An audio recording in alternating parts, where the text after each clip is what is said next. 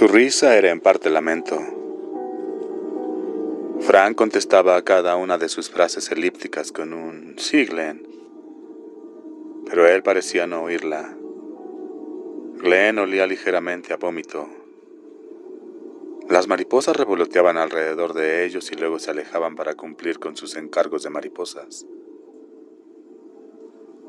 Casi habían llegado a la granja. La escaramuza había durado menos de un minuto, pero Frank sospechaba que en su cabeza iba a proseguir por mucho tiempo. Glenn continuaba dándole palmaditas en la mano. Deseó decirle que la dejara en paz, pero temía que Glenn se echara a llorar. Todavía podía soportarlas. Lo que no estaba seguro de soportar era a Glenn Bateman sollozando. Stu caminaba con Harold a un lado y al otro. A un lado y al otro la joven rubia, Dana Jorgens. Susan Stern y Patty Kroger flanqueaban a la mujer catatónica que habían recogido en Archbold. Shirley Hammett, la mujer que se salvó por un pelo del disparo casi a quemarropa que le hizo el hombre que imitó a Roger Rabbit antes de morir, iba a la izquierda, algo retrasada, farfullando e intentando de vez en cuando cazar una mariposa. El grupo caminaba despacio, pero Shirley Hammett lo hacía con mayor lentitud. El desaliñado pelo gris le caía por la cara, y sus ojos confusos atisbaban el mundo como dos asustados ratones desde un refugio provisional. Harold miró a Stu inquieto. «Hemos acabado con ellos, ¿verdad, Stu? Los dejamos secos». «Supongo que así es, Harold». «Teníamos que hacerlo», dijo con seriedad Harold, como si esto estuviera sugiriendo que podía haber hecho otra cosa. «Era ellos o nosotros». «Les hubieran volado la cabeza», dijo Dana Jorgens con voz serena. «Yo iba con 2 chicos cuando tropezamos con ellos. Mataron a Rich y Damon en una emboscada. Y después los remataron con un tiro en la cabeza para asegurarse». «Claro que tenían que hacerlo. Según el cálculo de probabilidades, son ustedes los que tendrían que estar muertos». «Dices que según el cálculo de probabilidades tendríamos que estar muertos», repitió Harold escandalizado. «Poco importa ya», respondió Stu. «No te lo tomes al pie de la letra». «Claro. Sudor negativo», exclamó Harold. Rebuscó nervioso en su mochila y sacó una barra de chocolate Payday. Casi la dejó caer mientras le quitaba la envoltura. Maldijo y luego empezó a devorarla, sujetándola con ambas manos. Habían llegado a la granja. Mientras comía su chocolate, Harold no podía evitar palparse de manera furtiva para asegurarse de que no le habían herido. Sentía miedo de mirarse los pantalones. Estaba seguro de haberse orinado cuando la refriega alcanzó su punto culminante. Dana y Susan fueron las que más hablaron durante un perturbado desayuno-almuerzo, en el que todos picaron, pero en el que nadie comió demasiado.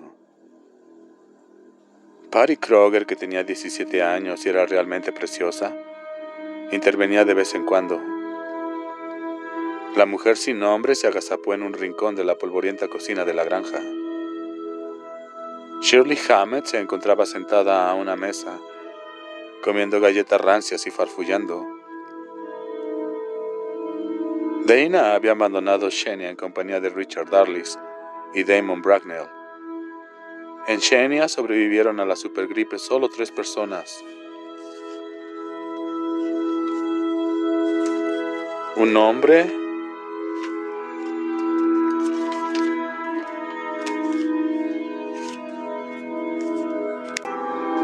Un hombre muy viejo, una mujer y una niña pequeña. Cuando Dana y sus amigos les dijeron que se unieran a ellos, rehusaron diciendo que tenían algo que hacer en el desierto. Hacia el 8 de julio, Dana, Richard y Damon empezaron a tener pesadillas sobre un hombre funesto. Eran pesadillas horrorosas. Rich se empecinó en que ese hombre funesto era real, afirmó Dana, y que vivía en California. Creía que ese hombre, si en realidad se trataba de un hombre, era el motivo por el que aquellas personas que habían encontrado tenían que ir al desierto. Tanto ella como Duncan empezaron a temer por la cordura de Rich.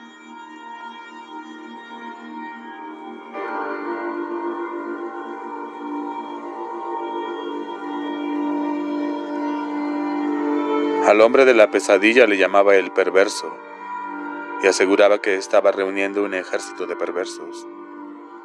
Decía que ese ejército pronto barrería el oeste y esclavizaría a todo ser viviente, primero en América y luego en el resto del mundo. Dana y Damon habían empezado a discutir en privado la posibilidad de poner tierra por medio alguna noche con Rich, y también pensar que sus propias pesadillas fueran el resultado de las intensas imaginaciones de Rich Darlis. En Williamstown, al llegar a una curva de la carretera, descubrieron un camión de basuras volcado en medio de la calzada. Estacionado cerca había también una camioneta y una grúa. Pensábamos que se trataba solo de otro accidente, dijo Dana, desmigajando nerviosa una galleta, que era lo lógico que pensáramos. Bajaron de sus bicicletas para hacerlas pasar alrededor del camión de basura, y entonces fue cuando los 4 perversos, por utilizar la expresión de Rich, abrieron fuego desde la zanja. Asesinaron a Rich, a Damon e hicieron prisionera a Dana. Era la 4ª incorporación a la que ellos llamaban unas veces el Sioux y otras el Harén. Uno de los otros había estado recriminando cosas a Shirley Hammett, que por entonces casi era normal, a pesar de haber sido repetidamente violada, sodomizada y obligada a practicar felaciones al mismo tiempo. Y obligada a practicar sexo oral al mismo tiempo. Y en una ocasión, les aseguró Dana, cuando ya no pudo soportar que otro de ellos se la llevara entre los arbustos, Ronnie le limpió el trasero con un alambre de espino. Estuvo sangrando por el recto durante 3 días. ¡Santo cielo!, exclamó Stu. ¿Cuál de ellos fue? El de la escopeta, respondió Susan Stern, al que yo rompí la crisma. Quisiera que estuviera aquí caído en el suelo para volver a hacerlo. Al hombre de la barba pajiza y las gafas oscuras solo le conocían por Doc. Él y Birch habían formado parte de un destacamento del ejército enviado a Akron al desencadenarse la epidemia. Su tarea consistía en relaciones con los medios de comunicación, un eufemismo del ejército por supresión de los medios de comunicación. Una vez bien encauzado el trabajo, se dedicaron al mantenimiento del orden público. Otro eufemismo que significaba disparar a los saqueadores, a los que huían y colgar a los que se entregaban. Doc les había dicho que para el 27 de junio la cadena de mando tenía más agujeros que eslabones. La mayoría de sus propios hombres se encontraba enferma. Aunque para entonces poco importaba que no pudiesen patrullar, ya que los ciudadanos de Akron estaban demasiado débiles para atracar bancos o joyerías. El 30 de junio la unidad había desaparecido. Sus miembros se encontraban muertos, moribundos o desperdigados por todas partes. Doc y Birch eran de hecho los únicos desperdigados, y entonces fue cuando empezaron su nueva vida de cuidadores de zoológico. Garvey se les había unido el 1 de julio, y Ronnie el día 3. Llegados a ese punto, cerraron su pequeño y peculiar club de nuevos asociados. Pero al cabo de un tiempo, ustedes la superaron en número, objetó Glenn. Sin que nadie lo esperase, fue Shirley Hammett quien contestó. Píldoras, dijo mirándonos con sus ojos temerosos. Píldoras cada mañana al levantarse, píldoras cada noche al acostarse, arriba y abajo, arriba y abajo. Sus últimas palabras apenas fueron audibles. Hizo una pausa y luego empezó a farfullar de nuevo. Susan Stern retomó el hilo de la historia. A ella y a Rachel Carmody, una de las mujeres muertas, las habían capturado el 17 de julio en las afueras de Columbus. Para entonces el grupo viajaba en una caravana formada por las 2 camionetas y la grúa. Los hombres utilizaban esta última para despejar el camino de vehículos volcados o para bloquear la carretera, según las circunstancias. Doug llevaba la farmacia sujeta a su cinturón en un grueso bolso. Fuertes somníferos para dormir, tranquilizantes para el viaje, sedantes para el descanso. Hacían levantarme por la mañana. Me violaban 2 o 3 veces y luego tenían que esperar a que Doug me diera las píldoras, dijo Susan. Al tercer día tenía irritada la vagina y follar era en extremo doloroso. Solía confiar en que fuera Ronnie, porque todo lo que él quería era una mamada. Pero después de las píldoras, te quedabas completamente tranquila. No somnolienta, sino tranquila. Las cosas parecían carecer de importancia una vez tomadas esas píldoras azules. Todo cuanto deseabas era sentarte con las manos cruzadas sobre el regazo y ver el desfilar el paisaje. O ver cómo ellos quitaban algo del camino con la grúa. Un día Garvey se volvió loco porque aquella muchacha no tendría más de 12 años, no quería hacerlo. Bueno, no voy a describírtelo, fue horrendo. Y Garvey le voló la cabeza. Ni siquiera me importó hasta el punto que estaba tranquila. Al cabo de un tiempo, casi dejadas de pensar en escaparte, lo que ansiabas eran aquellas píldoras azules. Dana y Patty Kruger asentían con la cabeza, pero parecieron darse cuenta de que 8 mujeres era el límite conveniente, dijo Patty.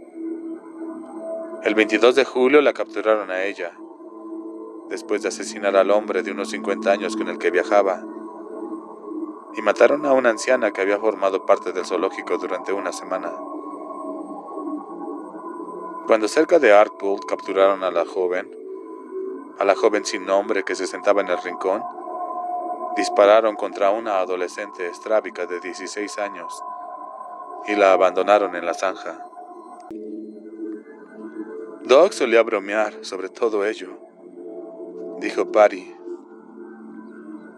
Yo no paso por debajo de escaleras, decía, no cruzo por delante de gatos negros y tampoco voy a permitir que viajen conmigo 13 personas.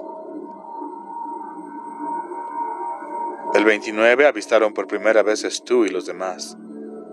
El zoológico había acampado en una zona de picnic junto a la línea divisoria cuando pasaron los 4. A Garvey lo atrajiste tú, dijo Susan señalando con la cabeza a Franny. Esta se estremeció. Dana se acercó a ella y habló en voz queda. Y habían dejado muy claro el lugar que ocuparías. Señaló con un gesto casi imperceptible a Shirley Hammett, que seguía farfullando y comiendo galletas. Pobre mujer, dijo Franny. Fue Dana la que nos convenció de que ustedes eran nuestra gran oportunidad, dijo Patty. ¿O acaso la última? Había 3 hombres en nuestro grupo. Tanto ella como él en Rugged lo había comprobado. 3 hombres armados. Y Doug confiaba demasiado en la caravana volcada en la carretera.